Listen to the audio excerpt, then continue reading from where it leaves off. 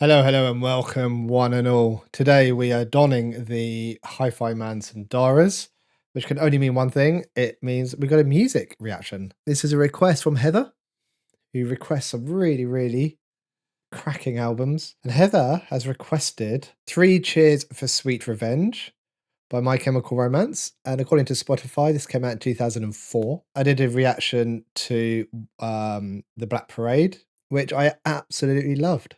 And lots of you on the YouTube channel, anyway, commented underneath saying, please check out Three Cheers for Sweet Revenge. So we are here.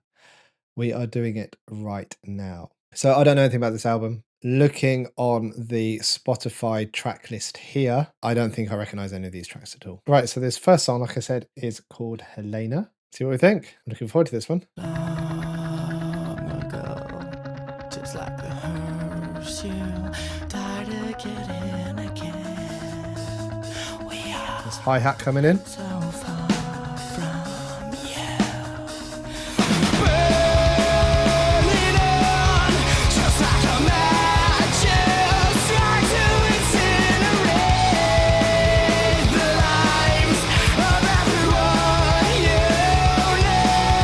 And what's the worst to take from every heart you break? And like the blade you stain, well, I've been holding on tonight. What's the worst thing Oh, I like this change of pace. since I've been if I stay so long? And good night, so long, and good night. Just you take from every heart you break, and like a blade you stain, well, I've been holding on tonight. What's the worst thing I can say? I love the way this changes up. If I stay so long, and good night, so long, and good night. Why don't you carry on this way?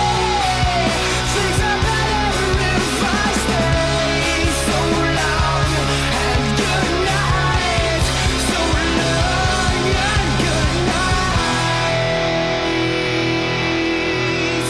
I'm going to pause it there for a fair use commentary break because we're just over halfway and it felt like an appropriate place to pause. So very, very initial impressions. Love the guitar-y nature of this. I love this kind of tone, this sound. I love the changes in pace with the vocals. I think it's great. It sounds very similar to the Black Parade album so far in a way, just in terms of overall tone. Lyrically, I find it initially hard to kind of follow because it feels like you could, which is probably what I'm going to do now, to be honest, is very superficially hear it and not hear, the tone underneath and the subtext and the inferences you can draw, which you could probably do if you picked apart each line, which I don't want to do in an album reaction because obviously it would take forever. There's clearly themes of death here. It opens up with long ago, just like the hearse, you died to get in again. I mean, just even that line, that scrambles my brain a little bit. So long ago, just like the hearse, you die to get in again. So get in again means that you've been in the hearse before, you've somehow died before, whether that means physically or metaphorically. But then you die to get in again can also mean something that you're really looking forward to doing again. So like you want to do that again, you want to die again. Long ago, so some time has passed since it's happened before. It's just in that one line it starts getting you thinking straight away. And then like straight into the second line, we are so far from you. It's like someone has passed away and where they have gone is so far from the person that they've left behind, so far out of reach. So similar theme there to the first line. Burning on just like a match you strike to incinerate the lives of everyone you know, which seems to suggest something here about how losing someone can cause this ripple effect through other people's lives, like it affects the lives of everyone you know. I haven't got any ideas for some of this, like the blade you stain. I'm not sure. And then we got lines like, "But I've been holding on tonight. What's the worst that I can say?" Earlier, there's a "What's the worst to take from every heart you break?" "Things are better if I stay. So long and good night. So long and good night." In fact, that's where it changed pace in the song, wasn't it? Which I really liked. I mean, "So long and good night" is a farewell phrase, isn't it? It's so long and good night. But this idea of what's the worst that I can stay? Things are better. Sorry, what's the worst that I can say? Things are better if I stay. Seems to suggest some like dissonance or conflict, doesn't it? Like, what is the worst thing that I can say? Like, it doesn't matter now. It doesn't matter. The is it? I'm not sure if he's talking to someone here who is about to die or who has died. It's like, what's the worst thing that I can say to you? I'm better off. I'm better off here with you. That's the the best thing for me to do right now. And then I think we had this. Looks like we've already covered some of this. Okay, right. Let's carry on. So long and good night. So long and good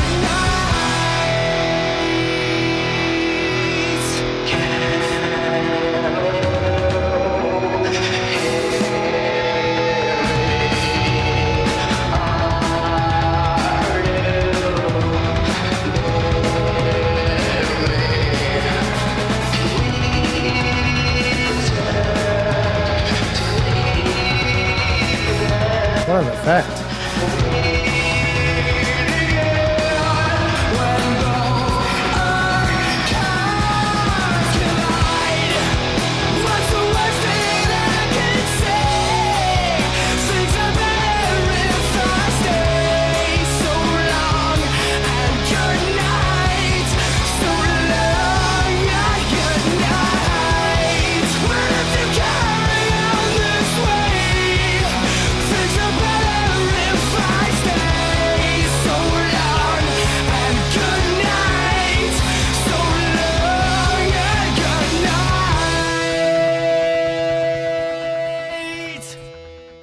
Well, I didn't know if it was going to mix into the next track then. Oh, this is a problem with Spotify. The lyrics, obviously, the lyrics change when it goes into the next track. I want to go back without playing it again. Right there you go. I love this effect that they had around. It was around here. Can you hear me? Are you near me? Can we pretend to leave and then we'll meet again? I think it was there. Yeah, it's like the person's moved on, and there's like this desire. Can you hear me? Are you near me? Are you still here? And I can almost imagine this is how I picture because of that effect. It was like this. I don't know what you'd call it, like a trembly effect. I know that's not probably how you describe it, but it's like this. It's if you were to send a vocal signal into the afterlife or something. You can imagine that's how the waves would travel, and it would penetrate into the afterlife, and it would be received on the other end as this warbling effect. I don't know. That's what it brings up for me. And again, I love the just this so long and good night, the way it slows down, just slows down the whole pace of the song. It just sounds brilliant. But there's definitely some themes in this track along the lines of grief and death. It probably seems pretty obvious, but maybe some remorse in there because this is clearly someone that they were close to. I mean, there's that bit that I just talked about that suggests longing for this person or longing for reconnection with this person. And this line about um where is it? When both we'll meet again when both our cars collide is really interesting because cars colliding, car crashing can result in death. So if this person singing dies, then they can meet the person who's already died. But our cars collide, maybe it doesn't mean our cars as in the situation that we are in collides. So we're both dead and we can reconnect. There's something here about losing someone wanting to reconnect. What else? What else? I don't want to spend too long on track. Maybe I said enough. Right. Let's leave it there with that one. Again, I feel I get so torn with these because I feel like so I was checking my mic was recording. I feel like I just feel really like I'm just superficially glancing over things like this. I feel like I need to spend loads of time with something, but maybe it's hard to do it by yourself as well. Maybe hearing other people's perspectives or what other people think would then allow me to reflect on my own experience. But I guess it's reaction. It's about what comes up for me. So that's what comes up for me in terms of music, in terms of lyrical content and what is just conjured up in my in my mind. But I think what comes up for me in terms of feelings is this sense of loss. The sense of loss. The way this So Long and Good Night is drawn out in the track, this wanting to connect with someone, it's yeah, I get a real sense of I get heaviness from it, if that makes sense. Like this heaviness and this loss, this undertone of sadness in there. I don't know what we're gonna get next. Let's have a look. So we've got a track called Give 'em Hell, Kid. Give 'em Hell, Kid. Bassy.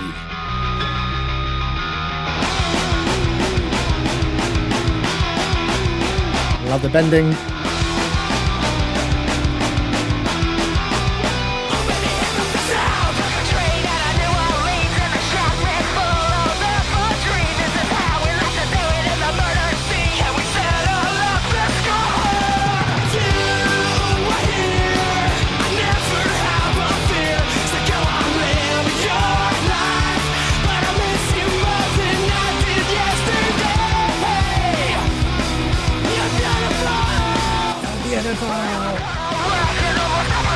I love this vocal effect.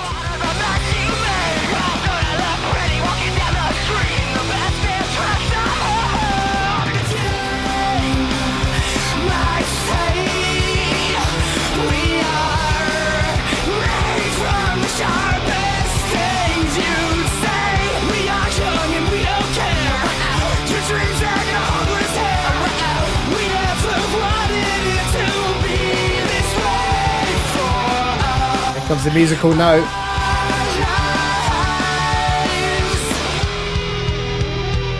It's a solo? Oh, maybe not. A one note solo.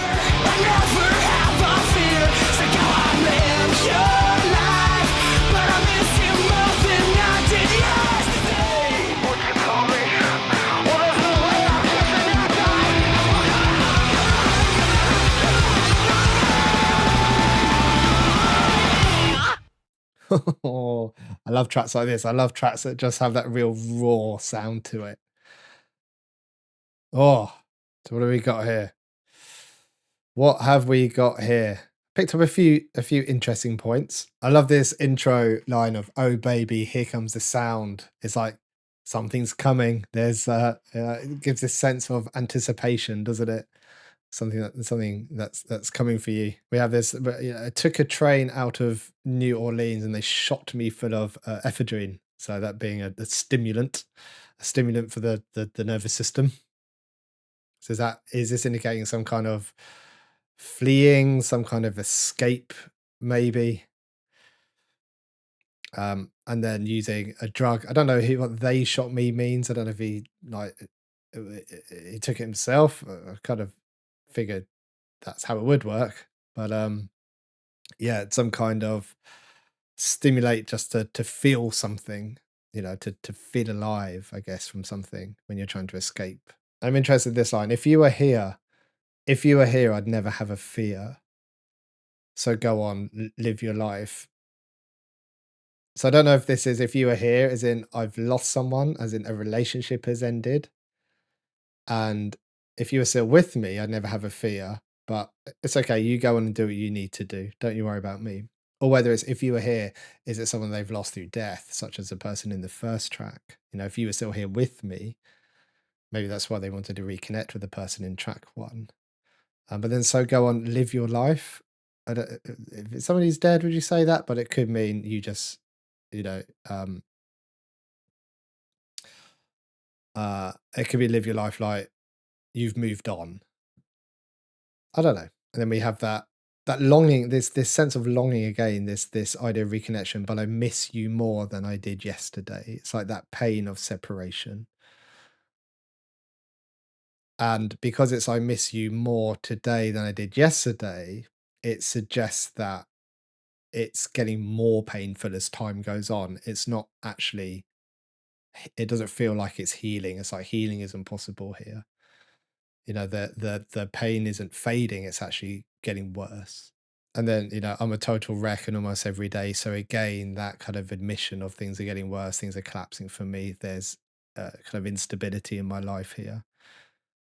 Like the firing squad or the mess you made, there's that comparison between how he's feeling and being executed, being punished, but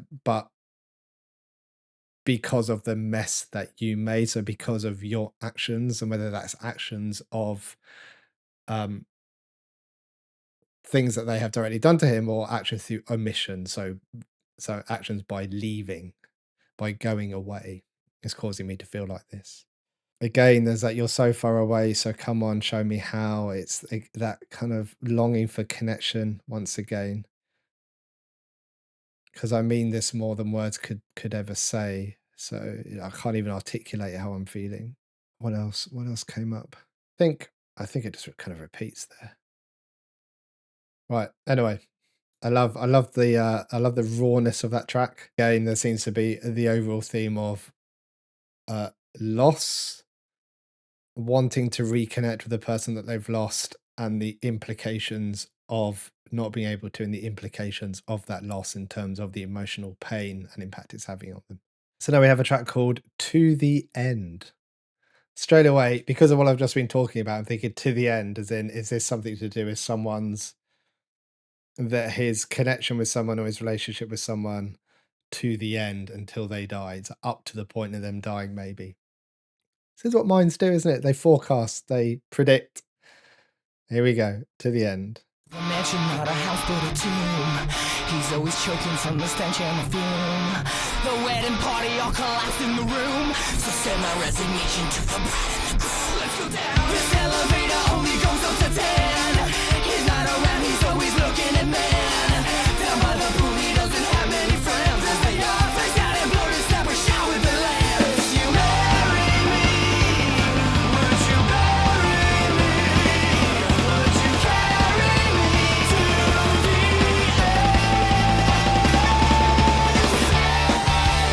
the life you take, to the life you make, to the heart you break. It's like we had connection, but now it's gone. Big poison. She keeps a picture of the body she lives. Got nasty blisters from the money she spends. She's got a life of her own and it shows by the bed. She tries to not by the Barbies and Kens. If you ever say never, too late. To the life you take, to the life you make, to the heart you break and all the cyanide you drink.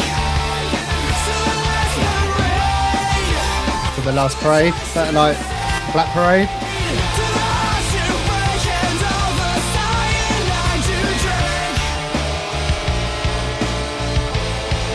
I would pause it here, but it looks like it's just going to repeat the chorus.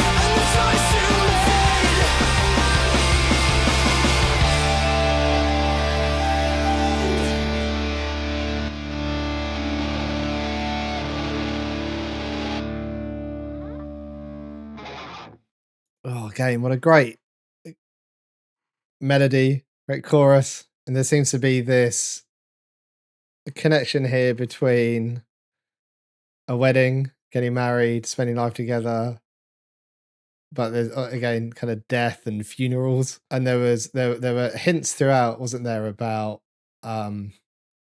being materialistic. And now I see that first line again.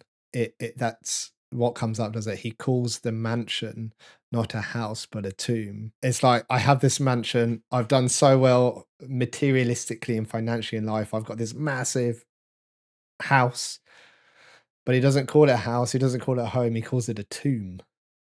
Tomb symbolizing somewhere where, I lay when I'm dead, some kind of isolation where nothing can be felt. That's how empty and hollow the place that this person lives is for them.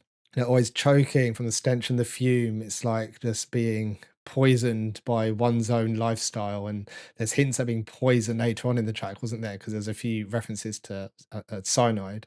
So send my resignation to the bride and the groom. That's interesting, because I figured in my mind this is, for some reason, I don't know why, maybe because it's a male singer, but I feel like this is a man talking to a woman.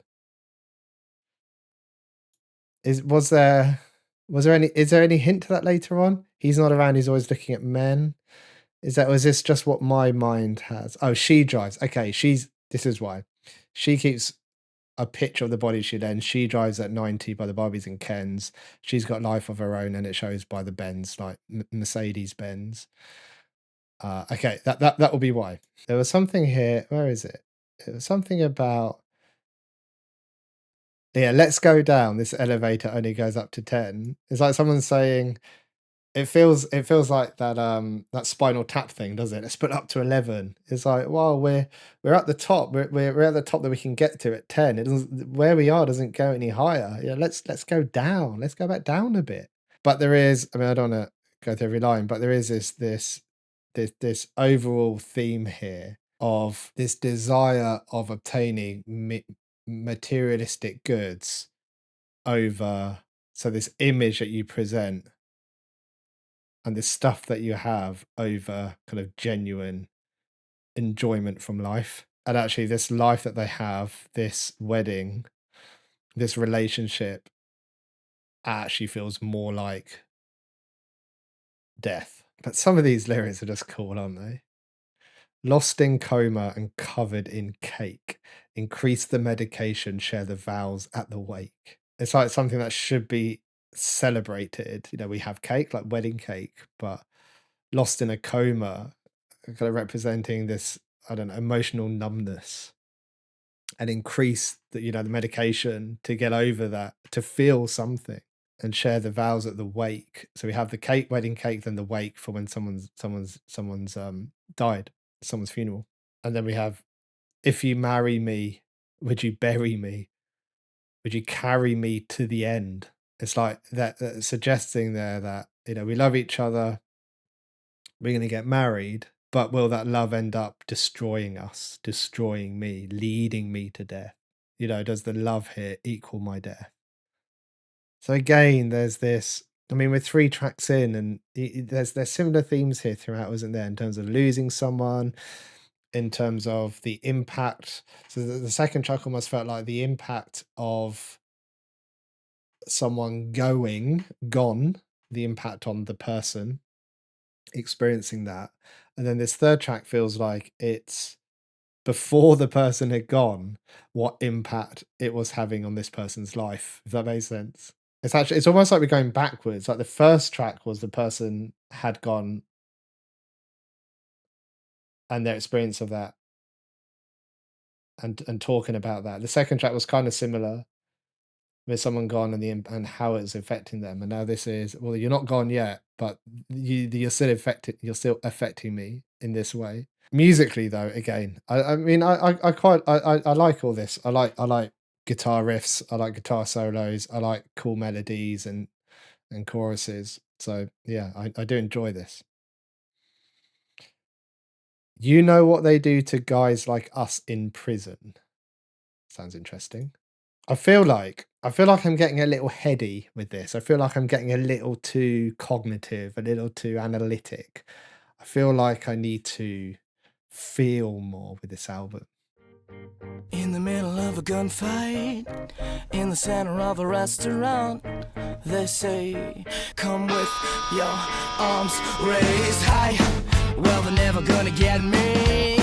Like a bullet through a flock of doves to wage this war against your faith in me.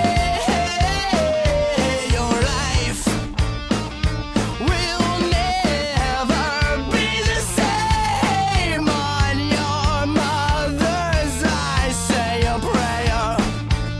Say your prayer, yeah. Too late, it's just not enough of this. Waiting more for your dying wish. I kiss your lips again, yeah. I see your cards and the checkers are lost. My stomach's a killer, they make me do push-ups and try. But nobody cares if you're losing yourself. I love the stereo split. I miss my mama, give me the chair. Or lethal injection to swing from her up if you dare. Nobody knows all the trouble I've seen. Too late, it's just not enough of this. Waiting more for your dying wish. I kiss your lips again, yeah.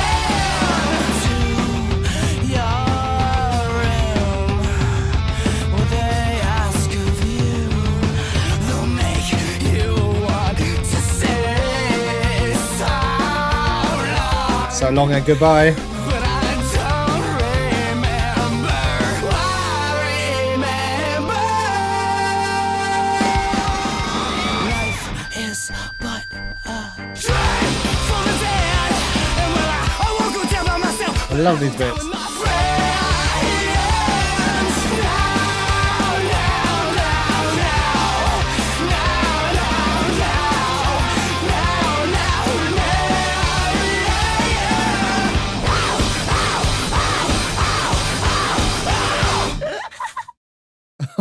What a giggle at the end. I can't tell if that was at the end of that track or the beginning of the next one.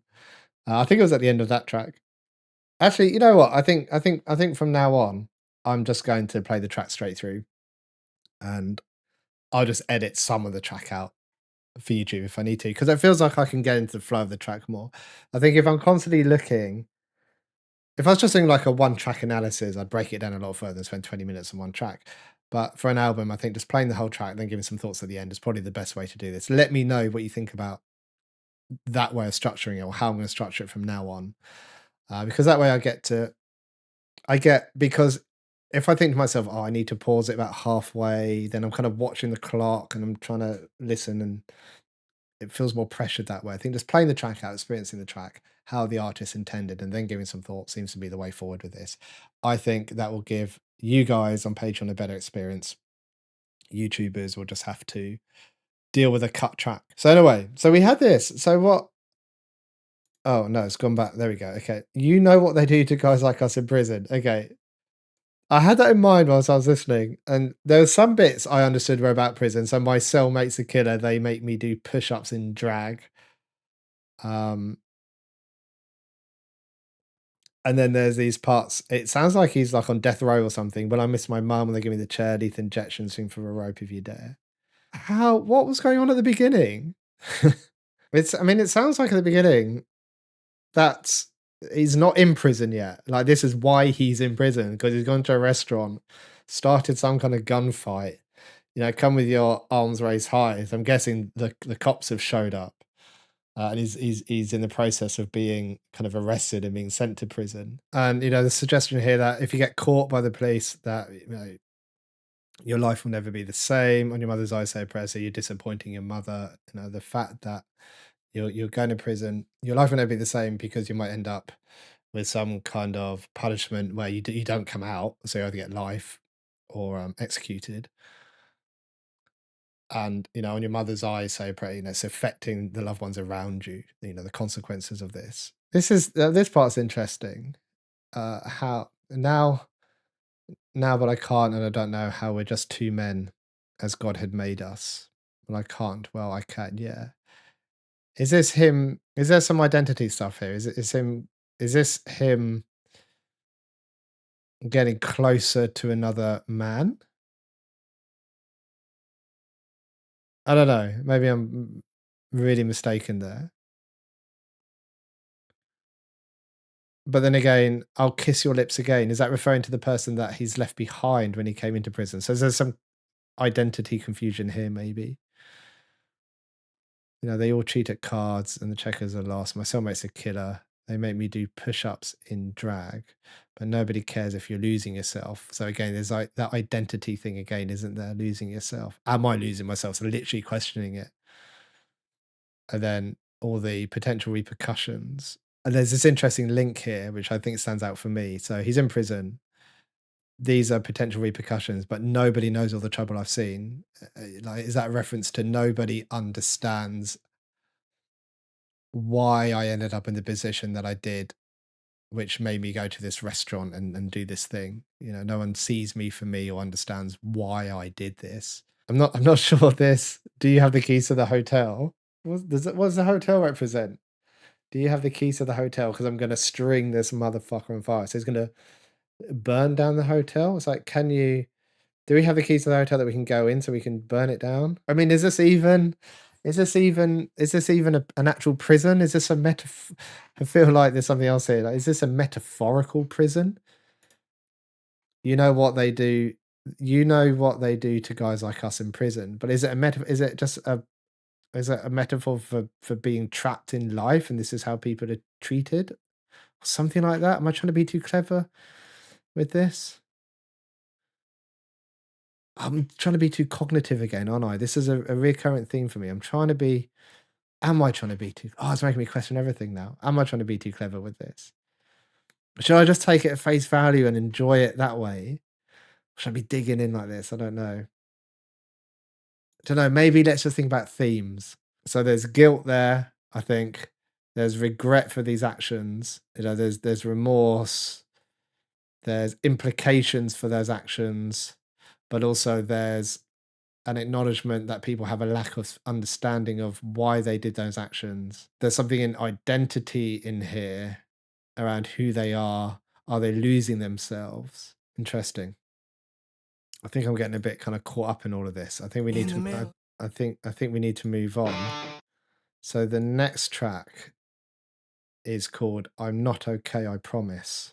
I mean, that's an interesting choice for a track name when we've got several tracks of losing a loved one and the impact it's had on them, the impact that actually living with that loved one had, and being in prison, whether it's a prison or a metaphorical prison, and having are you losing your identity? Now we've got this track called "I'm Not Okay, I Promise."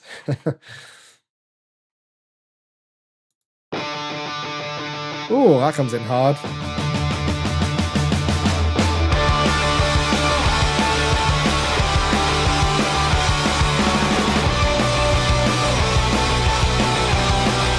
Now this sounds vaguely familiar.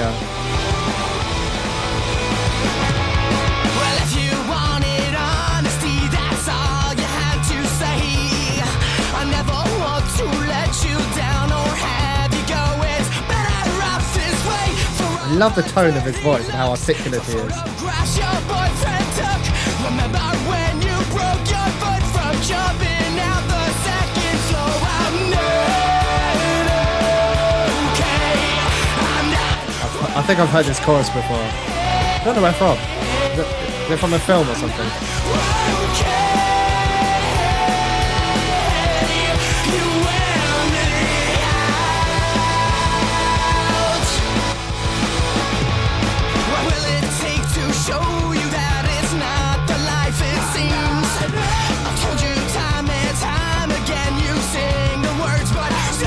Oh, that's like that not understanding, isn't it?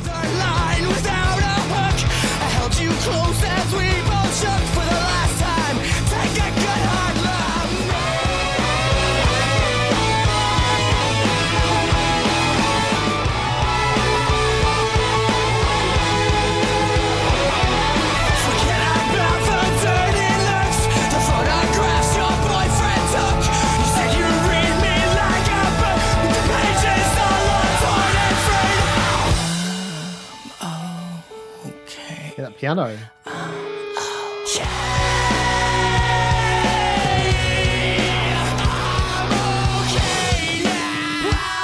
I love these little breakdowns they do.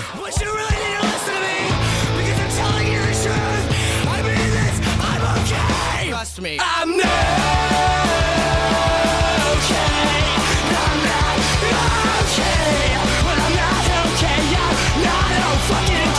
I'm not fucking K.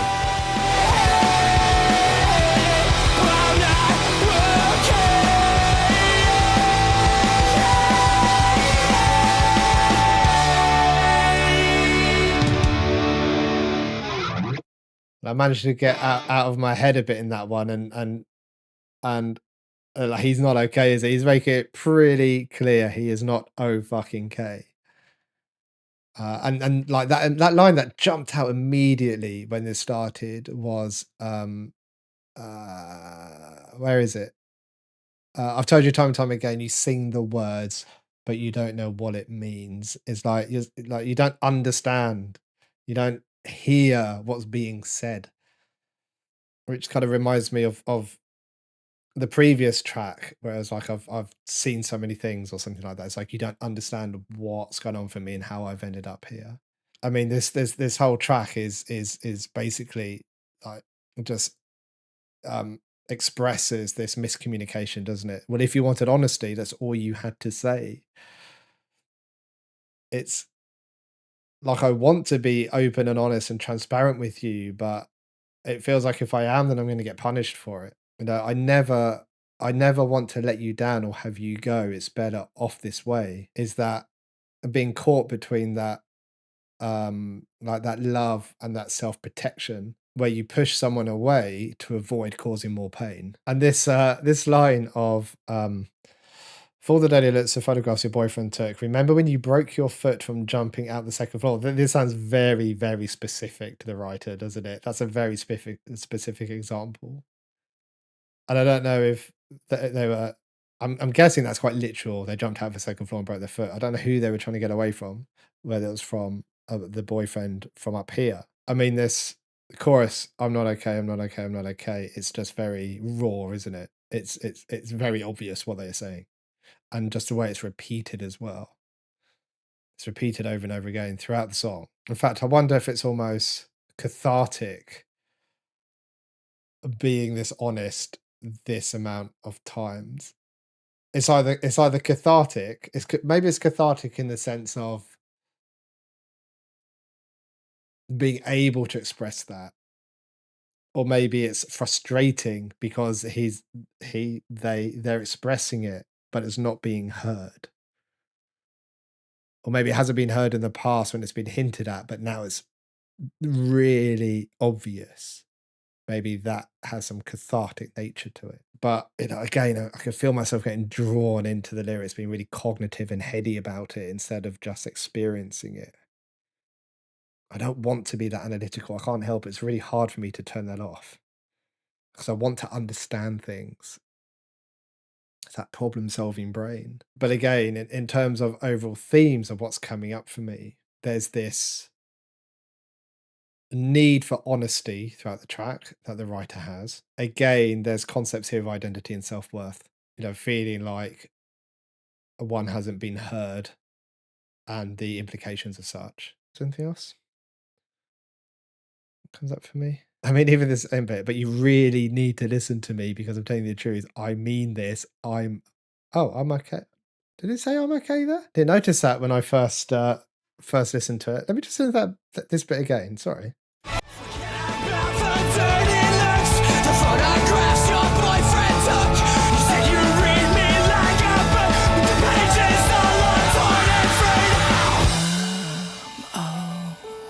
Oh, it is I'm okay.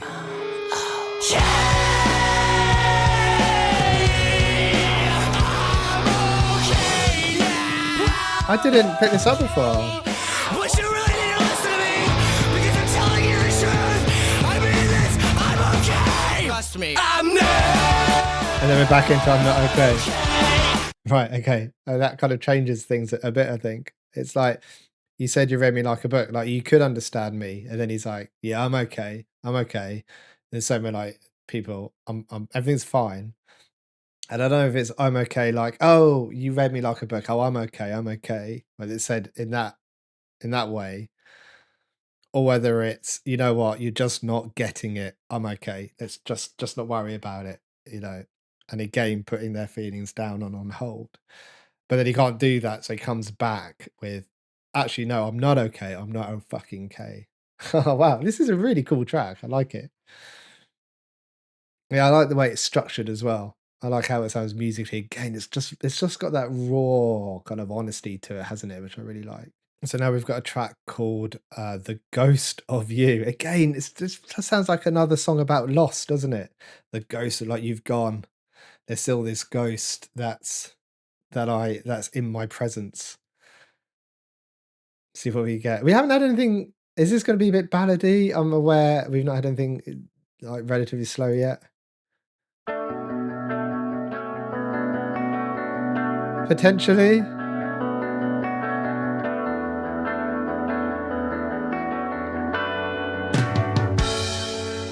I never That's a bit slower, isn't it? said I'd lie and wait forever.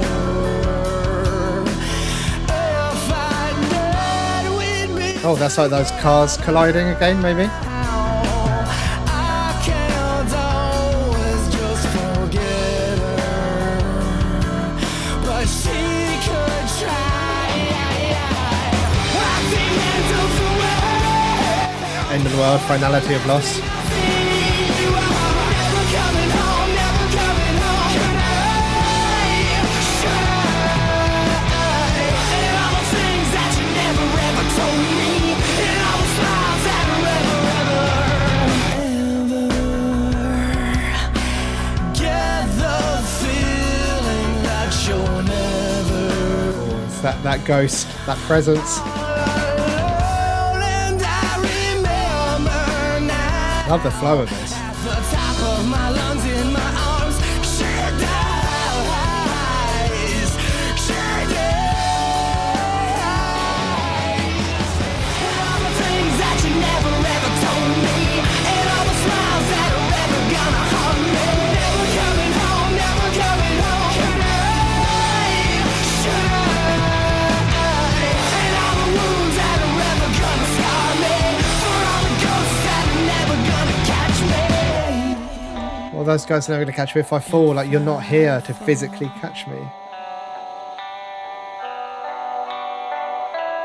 If I fall, Oh, that's like the other person saying down.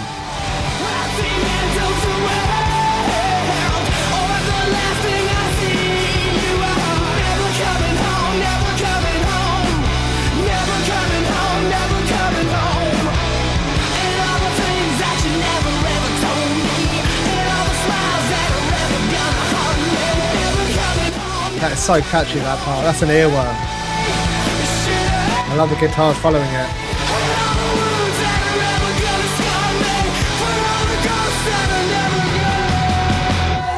I love that never coming home part. I thought I was gonna say it right at the end there as well before we went into the next track. A couple of lines that really stand out there. Could I, should I? Hear that a lot in my clinic. Could I have done something? Should I have done something? These could I, should I, must have, should haves, could haves. Just that self-questioning of could things have turned out differently if I had done something different? But easier to think about when you look back at times, not based on the decision making process that you made at the time. Another line that really stood out, and all the smiles that are ever gonna hurt me. It's like those things that used to bring me joy, those good memories that I used to have, that I used to, you know, when I thought of you, I thought about your smile. Now, whenever I experience that again, it's gonna hurt. It's like joy turning into pain, joyful memories turning into painful memories. Because you're never coming home, never coming home. And for all the ghosts that are never going to catch me if I fall, it's like you're not here for me anymore. And this down almost sounded like someone else was saying it, the person that they lost, perhaps. Which is really cool. So we've got themes there of potentially maybe survivor's guilt, evidenced by the should I, could I type thoughts, type questions. There's this memory, something to do with memory is memories are now painful instead of joyful. And this idea that there's a line in there about I even when I'm alone, I still feel your presence. Or that's what it was hinted at. It's like you're still a part of me. And I wonder if this repeating of the line, never coming home, never coming home, never coming home, is them repeating that to themselves, saying, "This is a thing that has happened. You're never. I've lost you. You're never coming back to me." And if I keep saying it to myself, then maybe I'll believe it because right now I don't. Something like that. So now we have the jet set life is gonna kill you. Again, it sounds like very similar to that track we had earlier. I can't remember what it's called about being materialistic in life.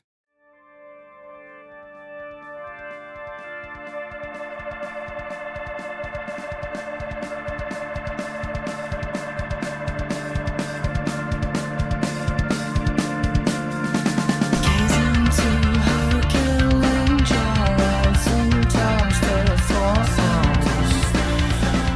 Shave off the last line, I'm just the worst kind of guy to argue with what you might find. And for the last night I lie. Could I lie with you?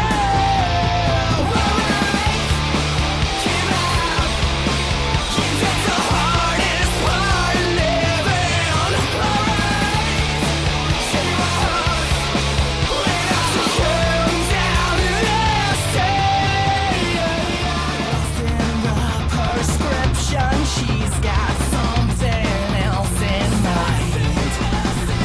Check into the Hotel de la Muerte. It gives the weak side, it gives the blind side until the cops come or rise the last lights. And for the last night I lie. Could I lie next? See, there's that cops coming. Last night before going, can I lie with you? Give up. Give it the hardest part living on. Say what when I come down to this day. Pull the plug. Would I like to learn your name when holding on? Hope you do. I love that high note, sounded great. Sugar slip into the treasures. This chamber Give up.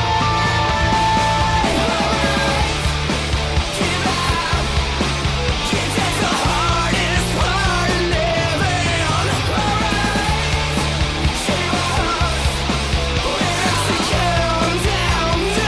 Say what when I come down this time. Give up.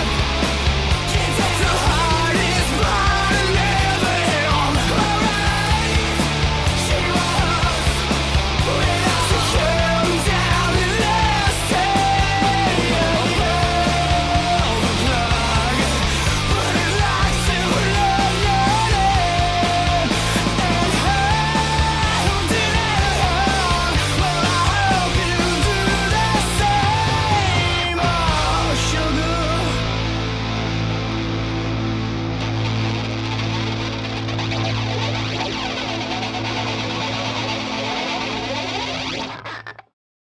Oh, I nearly got it. Again, this sounds quite similar to previous tracks in terms of how a relationship can be quite painful. Maybe like I will use the word suffocating, and I use that on purpose because I was talking about a killing jar, which is I think something that you put things in to preserve them or something like that. And this kind of poking holes in so I can breathe. It's like so I'm not suffocated, but there's just enough holes so I can breathe. I can I'm still alive, but it's a bit of a struggle.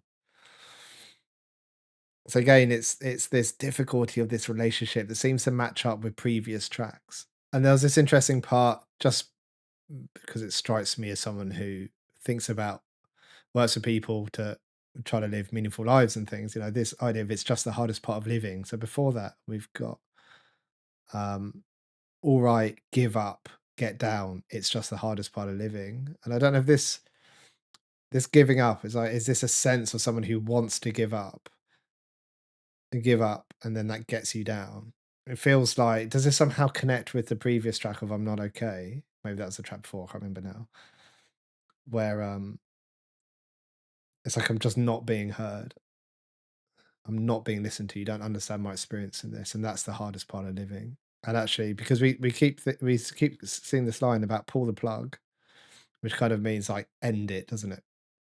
As in end this relationship, or maybe even means end my life. But the next line, but I'd like to learn your name, which kind of feels like a juxtaposition, does it, between ending it but also getting to know you better. Again, there's this like yearning for connection idea going on here, I think. Or maybe this pull the plug is in, pull the plug of like a life support machine, but I like to learn your name. Maybe it's not the name of the person he's leaving and wants to connect with. Maybe it's the um person who's pulling the plug. Well, I guess maybe that's the person. It's the person he wants to connect with is the person pulling the plug. Man, my mind is going off in so many different directions because part of my mind is going, is the person pulling the plug death? Are they representative of death? Or they're representative of a loved one who isn't hearing and connecting with this person, and that is equal to death for them. This kind of isolation, this not being heard. There's definitely kind of death and connection and themes here. And I can't help draw parallels with Black Parade as well, which had that whole metaphorical death kind of theme throughout it as well. Oh man, these are. I'm not going to get frustrated. So we have the interlude. I don't know if this is just musical, if there's any lyrics. I wonder if that's why there's no lyrics. There we go, loading.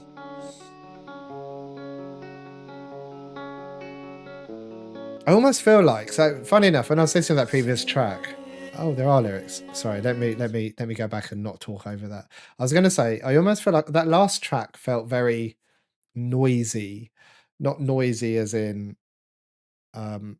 like if you have a noisy microphone and you can hear that kind of that hiss and kind of mic noise that it self generates, but noisy as in there was a lot going on. I found it hard to settle my mind into it.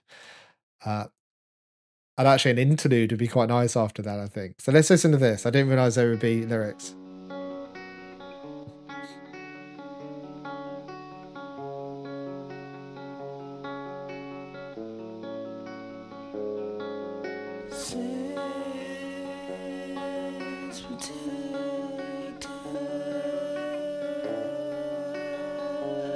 I can't hear what he's saying.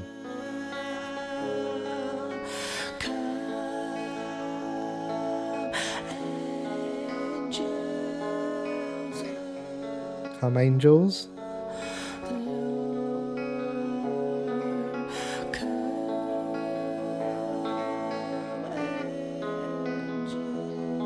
Calm angels.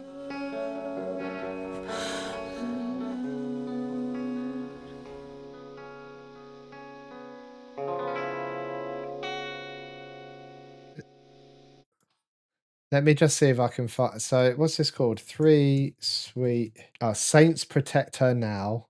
Come angels of the Lord, come angels of unknown. Saints protect her now. That's interesting. Not protect me. So this is the person who's gone, I'm guessing. It's like the person who's lost someone is now praying for them to be protected. Saints indicating death. Angels of the Lord, obviously angels of unknown. So is that just like anyone, just please protect her? Interesting. I am going to use that this interlude to have my own interlude very quickly. Okay, so I'm back. The next track is Thank You for the Venom.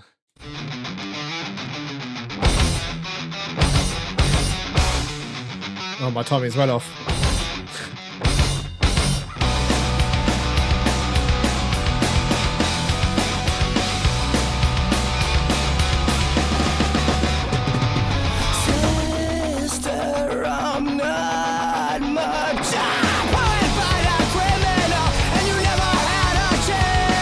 Like the criminal opposite the poet.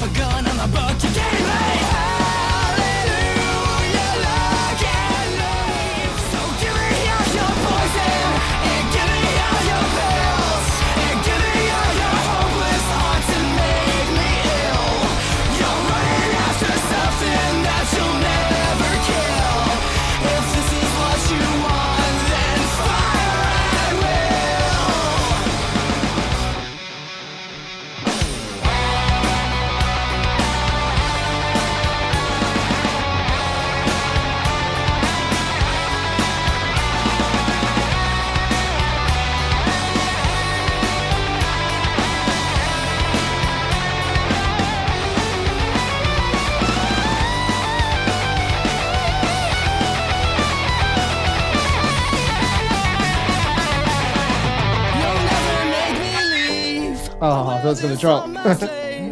You wanna follow something? Give me your better consolate. Just give me what I need.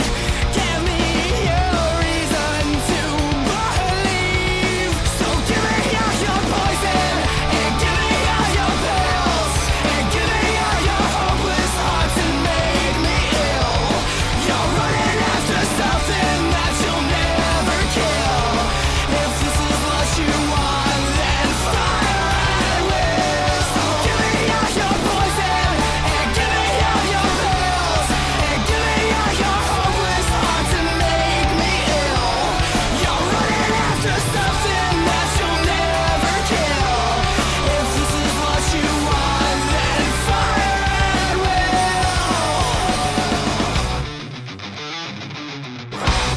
will.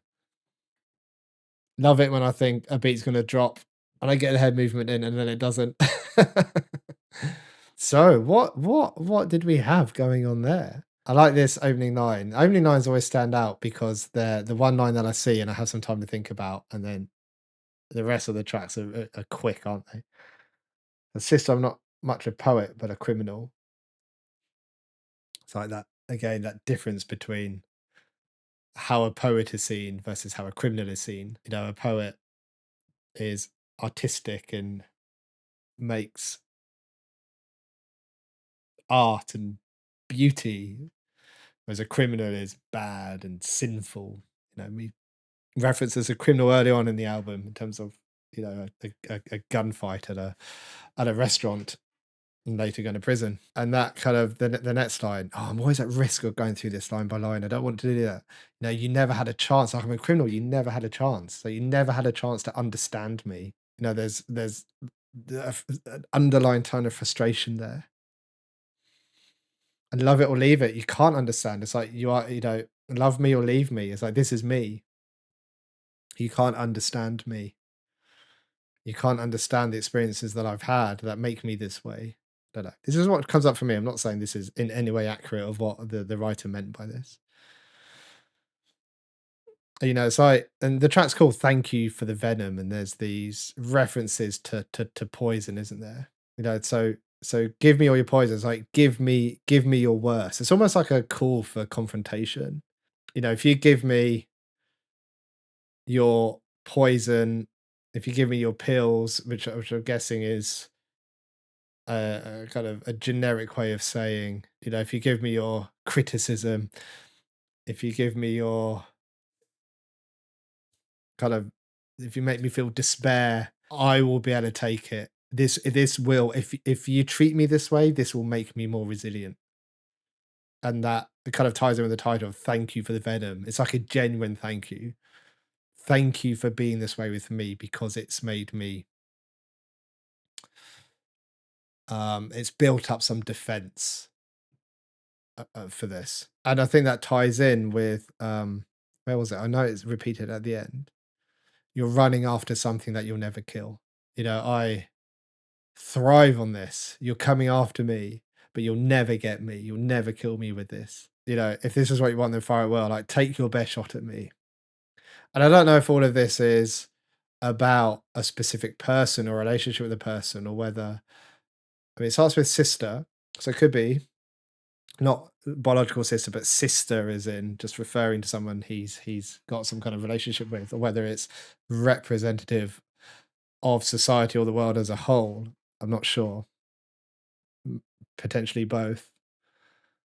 Um, but yeah, it certainly sounds like a thanks for treating me this way because I've built up defenses now. It's almost transferring that pain and suffering, you know, through the poison and pills and hopelessness into something building. And interesting actually that this comes after the interlude.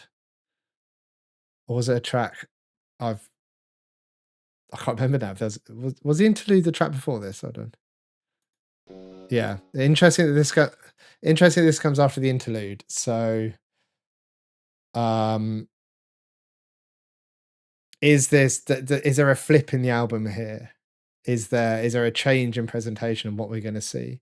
Let's have to find out. So Hang 'em High. Let's find out. So Hang 'em High is the next track.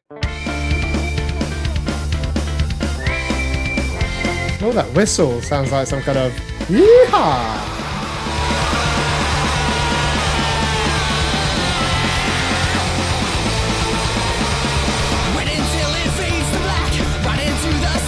It's quick again.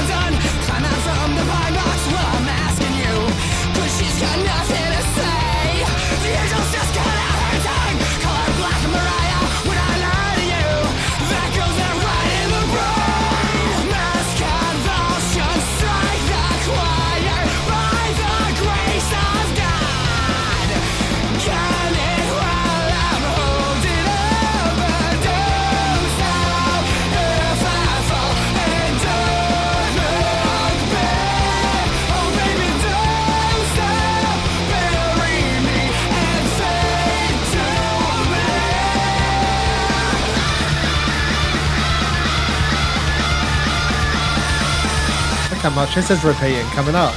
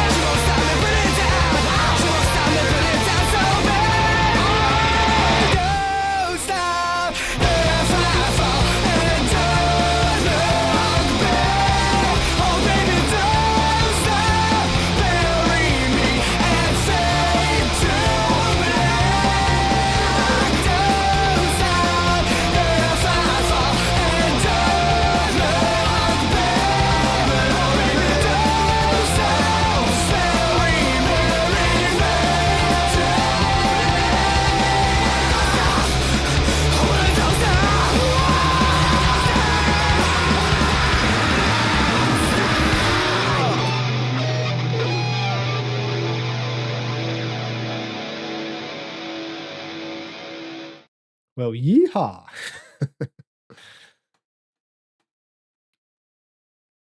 Well, the second half of that track is the same thing repeated. So let's have a look at the first half. I mean, it feels like that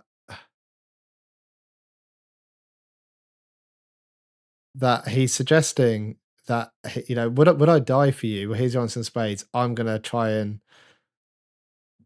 take out a load of people. I just because it's got such a Western feel. That's all I can think about is like someone coming into the, you know, the doors just opening and pew pew pew, shotgun sinners, wild-eyed jokers, but doing it for out of love and devotion for someone else, you know, to prove their love. And then we have this part here which just repeats, she won't stop me, put it down. It's like she doesn't want me to do this anymore, and she wants me to put it down, but I'm not going to. She won't stop me, put it down. You know, it's like she's saying to him, put it down. You've done enough now for me. But he wants to carry on going. But then there's these other lines of, oh, baby, don't stop. Is this them saying it to him? Oh, baby, don't stop. So he's not going to? It's this. This throws me off. She won't stop me. Put it down. I'm just overthinking it, I think. Is there anything further up? Oh, is this other person also taking part in this? Gun it while I'm holding on, but don't stop. If I fall, so if I get taken out by someone, don't look back, carry on. Interesting. I don't know. Let me know what you think. It's not a fashion statement. It's a death wish. That's interesting.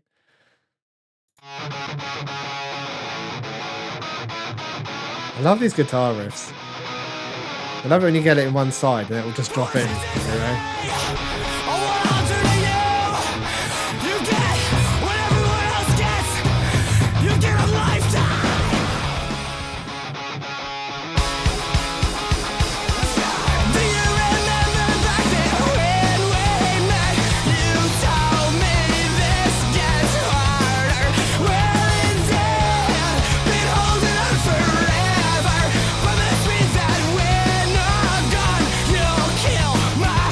does that relate to the previous track?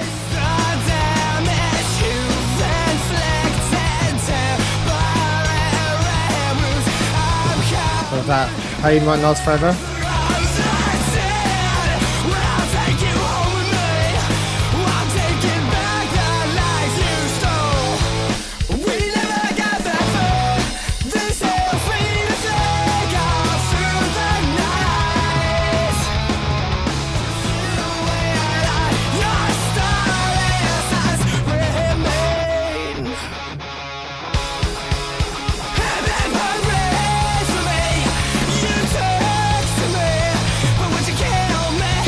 Is that sarcastic? Hip hip hooray for me.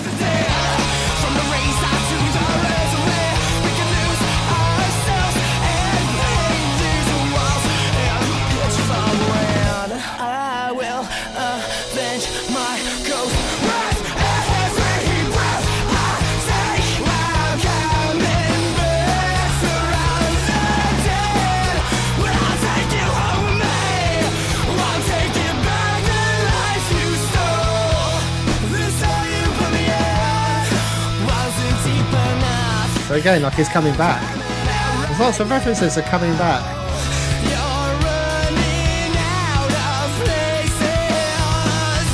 Coming back to get someone.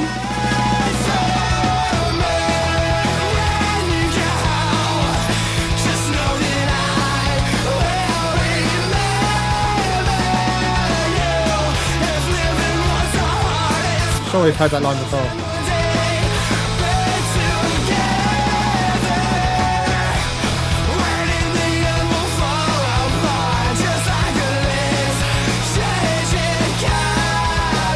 Like it's inevitable they'll fall apart.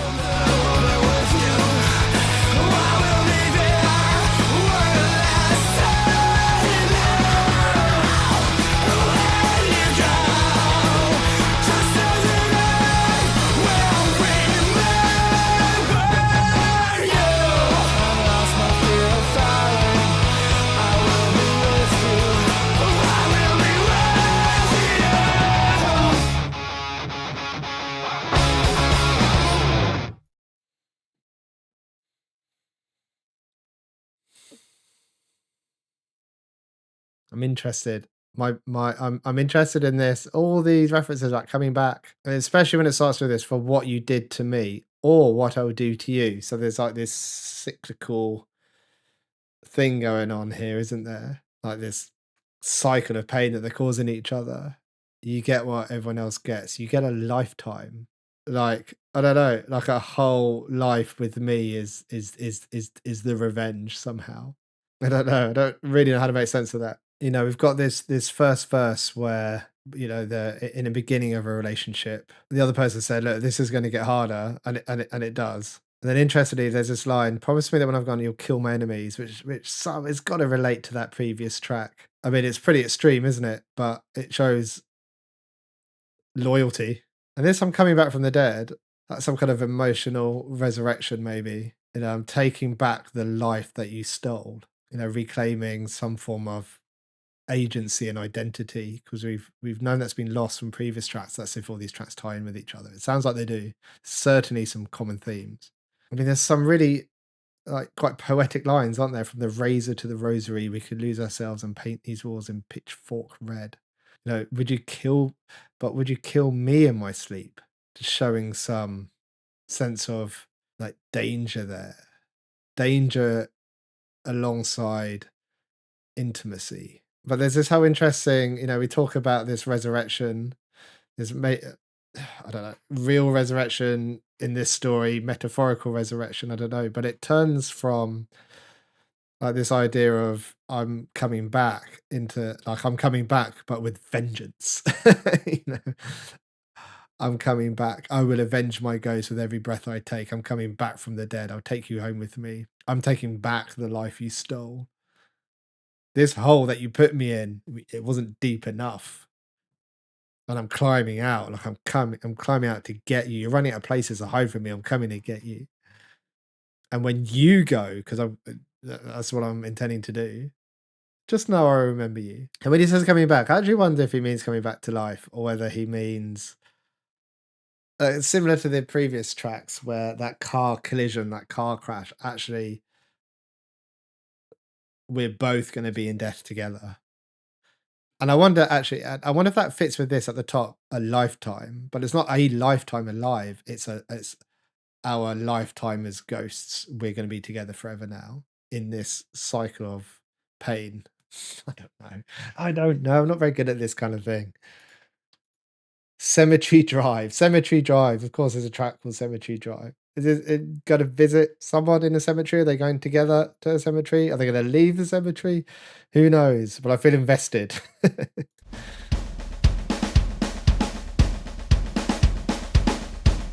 Nice drums. This night, walk the dead in a solitary style and crash the cemetery gates in the dress your husband hates. Way down, mark the grave where the searchlights find us drinking by the mausoleum door.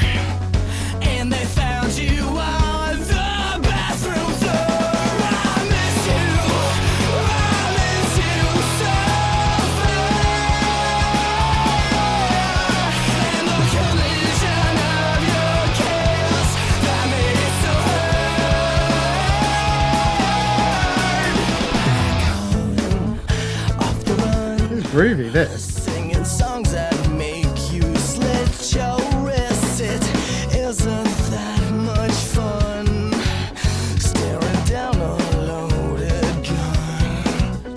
So I won't stop dying, won't stop lying. If you want, I'll keep on crying. Did you get what you deserve? Is this what you always want me for? I miss you so far. And the collision of your kiss that made it so hard.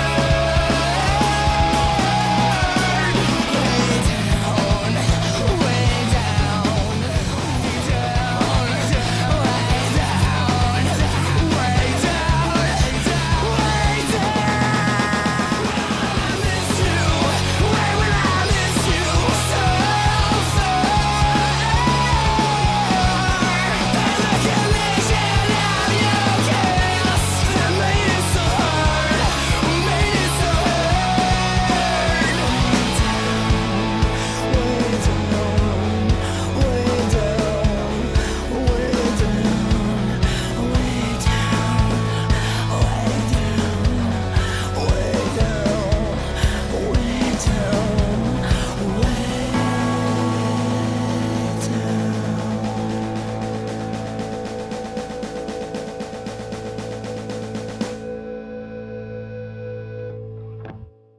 So it sounds like this is a cemetery drive, a drive to visit the person that he's lost. It sounds like they've entered the cemetery at a time that perhaps they shouldn't be in there, but I think that tells us that there is some unresolved grief here that they want to try and unburden themselves with, like right now. This is interesting. Like in the dress your husband hates. There was a line, wasn't there, earlier on in the album, maybe it kind of track one or two, about wearing. I'm sure there was about wearing something your husband hates. That track that was very materialistic, I think. Or was it that one? I can't remember now. But it shows some kind of defiance here, doesn't it? And then obviously the I miss you parts. This interesting line here, the collision of your kiss, reminds me of that collision when our cars collide earlier. So there's this, that feels like a bit of a juxtaposition there. It's like a kiss, obviously kissing indicating love, but also mixed with pain and eventual death in terms of this. But then interesting, this way down just indicates, just brings up for me this idea of being buried way, way down. You're getting so far away from me. You're way down there. And there was a line before, wasn't there, about not being buried deep enough that someone, they were going to come back. I wonder if there's some kind of cycle here that's going on. I don't know, man. It feels like there's something really big I'm missing here. I need further context. Anyway, I think we're gonna get into the last track, which is called "I Never Told You What I Do for a Living." It's an interesting name for a last track.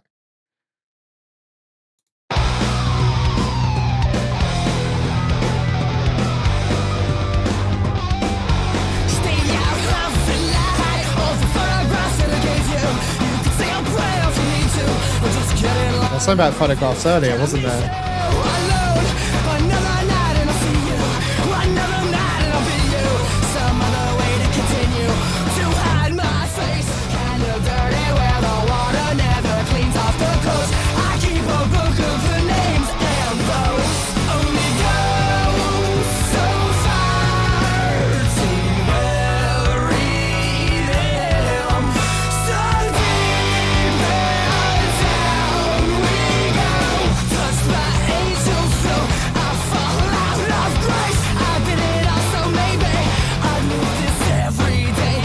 Oh. This guitar works great.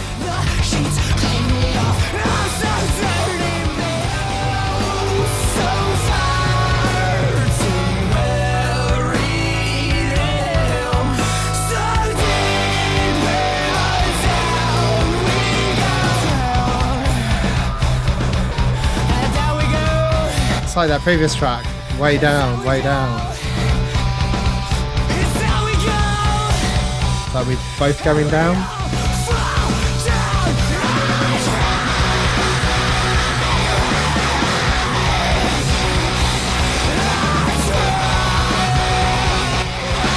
think this is my favourite track so far.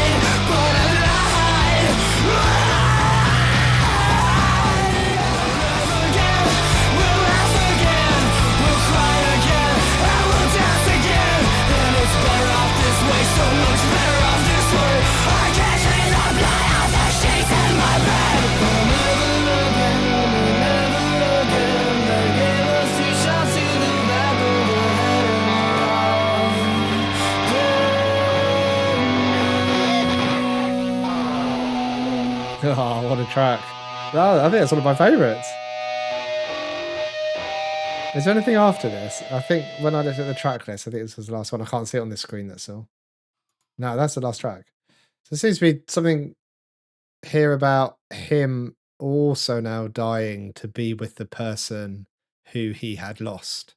You know, another night and I'll see you, another night and I'll be you. So it's like I'm going to see you again. I'm going to be in the same state that you are, i.e., dead. Some other way to continue so we can continue our love for each other if I come and join you. There's always all these references to like criminal activity and taking out others, because we've had various references to gunfights, haven't we? There's the one where he ends up in jail because he was shooting up a restaurant. There's that Western style one where he's taking people out. So there seems to be this. I can't, like, there's something stopping me from fitting this all together, and I'm not sure what it is. But he is taking out a load of other people. Well, he's a criminal, not a poet, as we learned earlier. But he's lost a person on the way. He's lost a person in his life, because we saw that in the first half of the album. But interestingly, the person that he lost, he it's causing him a lot of pain and he's yearning to reconnect with them. So somehow he also wants to die, maybe he doesn't want to die, but maybe he sees death as a way to reconnect with them again. Although it did sound like that even when they were together, it was a very painful experience. I'm not quite sure why he wants to get back. Maybe that's just what he's used to. Maybe he's just has that yearning for that connection with someone rather than no one. But this track seems to suggest that, and down we go. So we've had those references to going down, being buried. Now it's we go, and we all fall down. I don't know what this. I tried, I tried, and I lied. Not sure, but then we'll love again, we'll laugh again, we'll cry again, we'll dance again. So we'll have this relationship we had is going to continue in the underworld, and it's better off this way. So much better off this way because maybe that's a whole lifetime now, but not a lifetime restricted by the length of life, but a lifetime as in this is forever, which we've heard before, haven't we? They gave us two shots in the back of the head. She was already dead, though, wasn't she? But how did she die? Maybe there's not two shots at the same time. But I don't know, whatever. That seems to suggest that they're both now dead. And literally the last line says we're all dead now. There's something here. So because I know Black Parade was a concept album of one story, there's a story here. There's a story here. I need to know about it. I can't quite piece it together just by listening to this in the first time. For the first time, sorry. There's a lot going on. There's like where you get a lot of tracks, there's the superficial meanings, which do tie a story together, but there's also the subtext and the inferences we can draw from that. This is why I get torn between experiencing music and an album through feeling, like what does it bring up for me? What emotions is it bringing up for me? What is it connecting with, um, with me? But also the what is being inferred here? What's the story? What's the deeper meaning? That's very cognitive. So I get torn between this kind of mind body connection. And then that makes reactions quite difficult because in some ways you want to understand the lyrics and those inferences and that subtext, but you also want to get across what you're feeling. It's really hard to try to convey all of it and not feel like you are being too superficial or you're missing stuff that people would expect you to get. Which I guess in a reaction, there shouldn't be any expectations, but the reality there are because I get loads of comments, especially on YouTube. Patreon's really cool for it, but YouTube's like, oh, you missed a bit here, you didn't pick up on that. It's like, well, I can't talk about every little thing because we'll be here for literally hours. But that's a conversation about how to do album reactions. Maybe we can discuss that on Patreon at some point, whether people prefer when I just play the whole track, then give my thoughts and what kind of thoughts you want, or whether I interrupt the track. We can discuss that another time. But in terms of this, like that's another cool album. I'm sure there's something there. I'm sure I'm missing some kind of the concept album bit. Not maybe not the theme, but the general story that's running throughout this because it sounds cool. And My Chemical Romance have some really good poetic, for want of a better phrase, lyrics in there that sound really cool, and it takes me a while to kind of unpick. But this is an album. I measure album whether I like them, whether I'd listen to them again. I would listen to this again, definitely. Do I like it as much as Black Parade? Realistically, probably not. I think I felt like there's more variance in the tracks on Black Parade, which I quite like. This feels like hard hitting pretty much every track, apart from the interlude, which I'd have to be in a specific mood for. Black Parade had some kind of up and down tracks, which I really liked. I really like this last track though. It's got loads of different components to it. It's really raw. It's probably one of the longer tracks actually at 4 minutes. Yeah. What a great album. I don't know what else My Chemical Romance has done, but if you want to request any others, let me know. Heather, let me know what you think of this reaction. We'll have a chat in the Patreon about the best way to proceed with albums. It's probably too long for an album reaction for people to listen to. I started off trying to go line by line and thought, nah, this is take ages. It's taking me away from the album, it's taking me out of it. I need to experience it, and started toning it down a bit as we went on. Just let me know what you think. But we'll catch up later. Thanks for watching, everyone. Take care and goodbye. So long and good night.